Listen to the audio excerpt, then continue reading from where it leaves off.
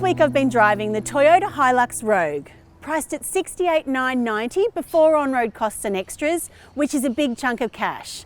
Here's how I went driving this ute around the city with my family of 4, mainly around the inner city suburbs of Sydney.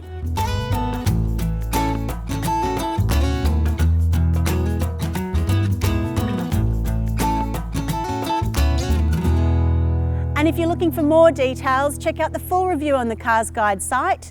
Or if you're watching this video on YouTube, don't forget to hit like or subscribe to stay up to date with all our latest videos. The exterior is tough but sporty with 18-inch black alloy wheels, sleek lines and this handy step to clamber up in. The back has this roll-top cover which opens and closes with the push of a button, and it also locks with the car's main central locking system. Having the hardtop cover gives you the protection and security to use the back of this ute kind of like a big boot, which is really handy for family use. Inside, the Hilux is built for practicality rather than luxury. There are these nice leather seats which are heated for colder days. The console layout is a little bit odd. There are 2 cup holders, but they're a bit of a strange size. Water bottles rattle around, and a standard coffee cup, rather than one of these reusable ones, they do get a bit lost. And the place where your phone is meant to go, I guess, is this front position here, which is a bit of a squeeze, and I don't even have one of the bigger phones. Although it is close to the charging point, no wireless charging though, which is a bit of a shame at this price point. There are also these 2 handy pop-out cup holders, which again are in a bit of a funny position because if you've got a hot cup of coffee and the air conditioning on, the coffee doesn't stay hot for long.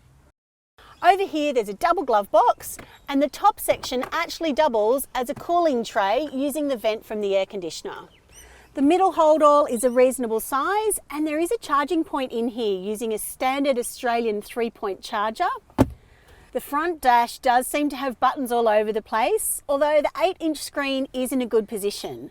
And one thing I really like is the fact that the air conditioning vents sit above the screen, meaning that the air blows on your face rather than your body. Apple CarPlay and Android Auto do connect via a cord, which means the functionality from your phone is available on the screen while you're driving, although it's not wireless at this point.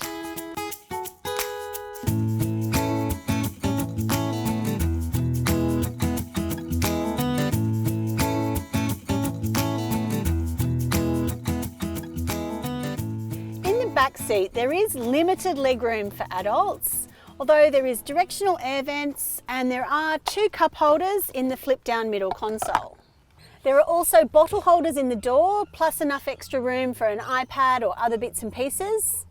The pockets in the back of the seats aren't huge, but there are also these hooks for bags and jackets. Now, my main beef with the Hilux as a family car with young children is the car seats. There are 2 ISOFIX points, but I normally use a top tether, and that's where it gets tricky. So these connect using these cloth loops. Once you've got the car seat in, tightening the straps once they're in this cloth loop is the really tricky part, and I must admit I used some choice language when I was doing it myself. The back of this ute is huge and it's carpeted, so it's super handy for hauling around the bikes and skateboards and all the other stuff that kids collect. The only real issue is my height. I'm 5'4", and it is a bit of a trick getting equipment in and out of the ute.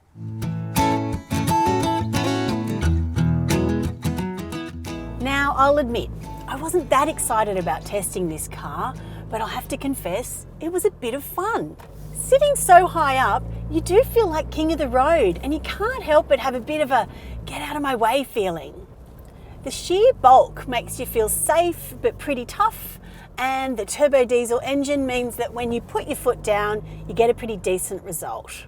Ultimately, the Hilux is a tool of trade, but if you look around town, you do see a lot of families using it as an everyday vehicle.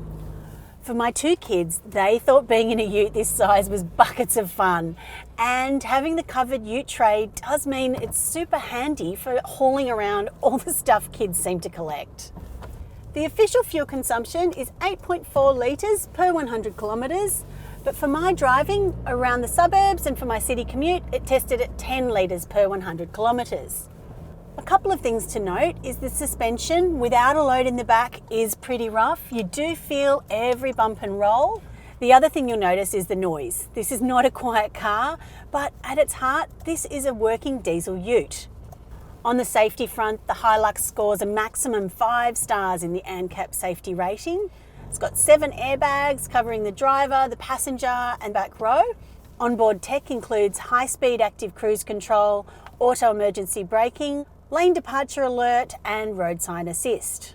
The Rogue is one of a few in the Hilux range that is fitted with rear parking sensors and a rear camera, although one weird thing is that the middle of the marker doesn't actually line up with the middle of the tow bar. So if you are trying to connect something onto the tow bar, it's a bit tricky.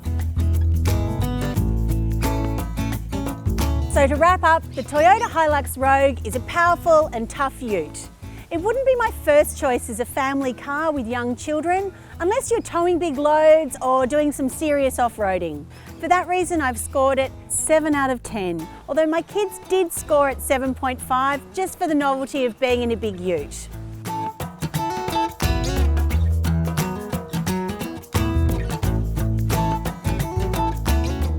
If you're after more details, check out the full review on the Cars Guide site, and don't forget to hit subscribe to stay up to date with all our latest videos.